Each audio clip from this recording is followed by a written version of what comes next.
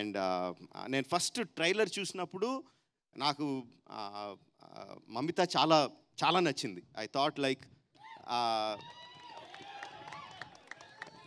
She will be the next heart throb అనిపించింది నాకైతే. ఆ అమ్మాయిలో ఉన్న ఎనర్జీకి, అంటే గీతాంజలి సినిమాలో గిరిజ వచ్చినట్టు, తర్వాత సాయి పల్లవి వచ్చినట్టు, you know how they created that kind of effect. I thought she has the potential to be that, and I see a lot of love from you guys.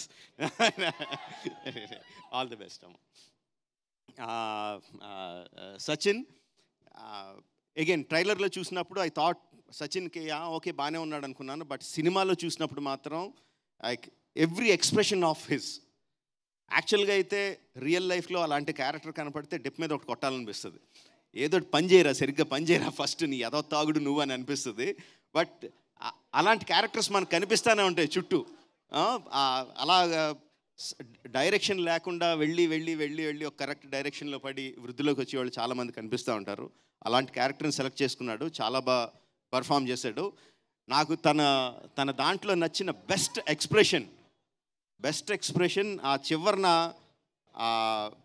Last terrace మీద మళ్ళీ వచ్చి ఆ అమ్మాయిని కలిసినప్పుడు మమిత చూసి సచిన్ అని పిలిచినప్పుడు వెనక్కి తిరిగి ఒక ఎక్స్ప్రెషన్ ఇచ్చాడు, ఒక యాక్టింగ్ చేశాడు. అదే ఏంటది? ఇదా?